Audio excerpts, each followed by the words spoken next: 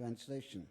By exhibiting his potencies, the Supreme Personality of Godhead adjusts all these different elements, keeping himself within as the Supersoul and without as time.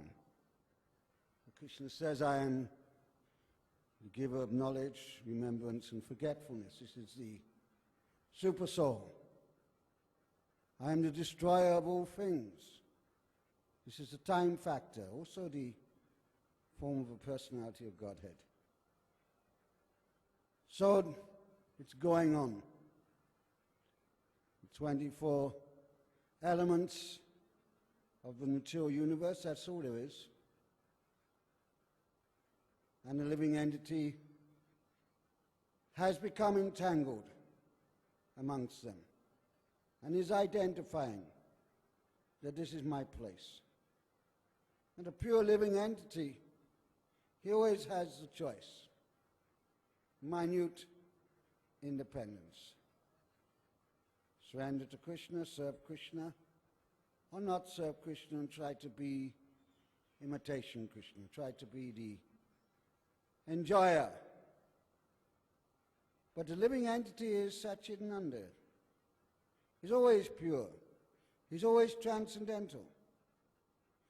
So then by the arrangement of the Lord, his consciousness is covered. And he is allowed to enter into the material realm of his covered consciousness.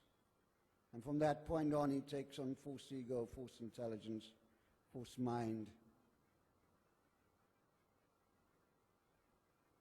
in the body and the coverings, and tries his best to enjoy it.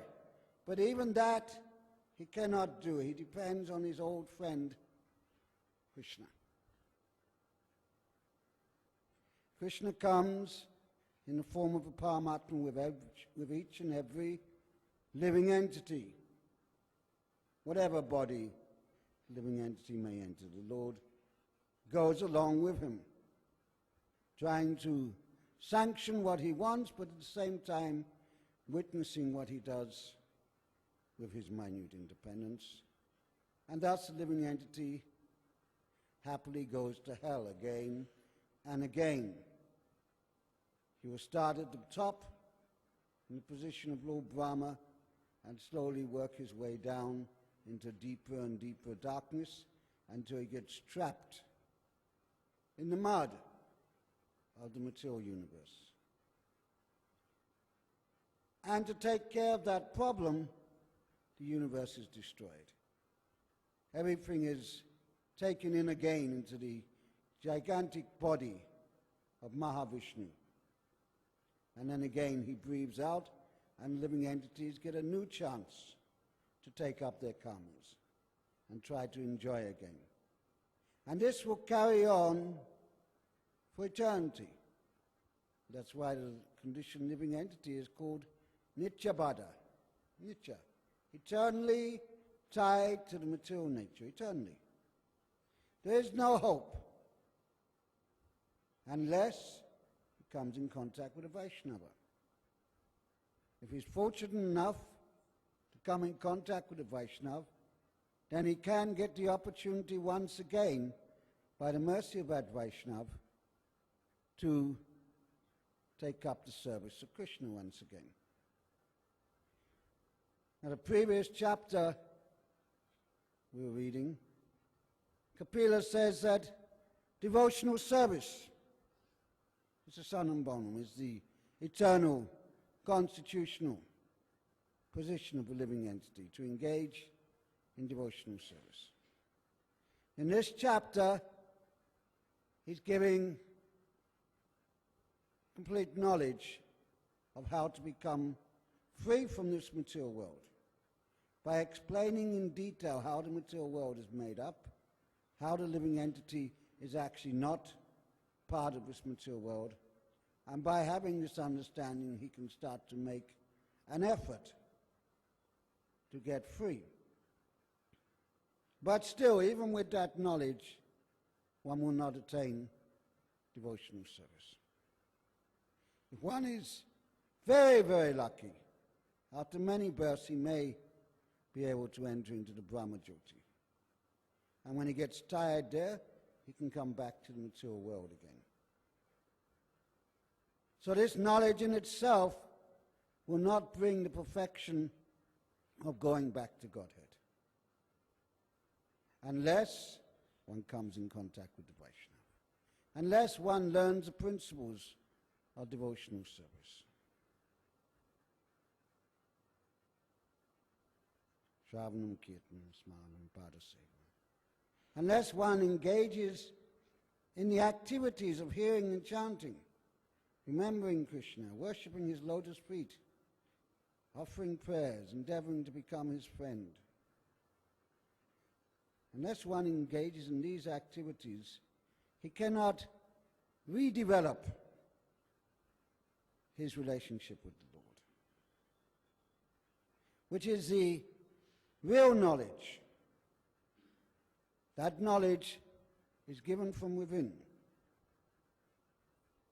The real knowledge, not just who the Lord is, who we are, what the material world is constituted of, what the spiritual world looks like, different understandings of the form and pastimes of the Lord. These are all very wonderful things and advantageous for the living entity to turn his face again to Krishna. But until he actually starts to develop his eternal relationship with Krishna, until he actually becomes a person who is having a relationship with the Supreme Person, then real devotional service cannot take place. And for this to happen, there must be a change in the heart. Simply to have knowledge, even of the whole material universe, even to understand each and every atom in its construction, will not be sufficient for one to enter into a relationship with the Lord. But to simply, firmly decide, yes, I am Nitya Krishna Das. My constitutional position is to satisfy the senses of Krishna. When we come to that conclusion by the mercy of the Vaishnavas, then we can endeavor in that direction. That endeavor is based on desire, intense desire, that I want the service of Krishna. And as that desire grows, a huge fire begins, which burns up all remembrance of our attachment to the material world. Burns away everything. And what is left is the pure soul in his relationship with the Lord. So we have to develop this strong desire. We have to learn to cry for Krishna. And this crying has to be genuine. It's not a metaphor. Oh, you have to cry for Krishna. Not actually cry. We just have to whatever. We actually have to learn to cry for Krishna. Not to make a show in front of others to try and show that we're some kind of a great personality, but actually sincerely cry for Krishna. Hare Krishna, Hare Krishna, Krishna Krishna, Hare Hare, Hare Ram, Hare Ram, Ram Ram, Hare Hare. When we actually realize the big mistake that we have made coming into this material world by our own free choice, and just how much we put ourselves into suffering, then we will start to cry, oh, get me out of this place. But then when we realize actually what we gave up, the eternal service of Krishna, then a different type of crying, a genuine crying will start. Oh, my dear Srimati Radharani, please engage me in the service of Krishna. Oh, dear Vaishnavas, please engage me in the service of Krishna. And as this crying takes place, as this intense desire develops, then the Bhakti Lata Bij will grow and grow and grow until it reaches the lotus feet of Krishna.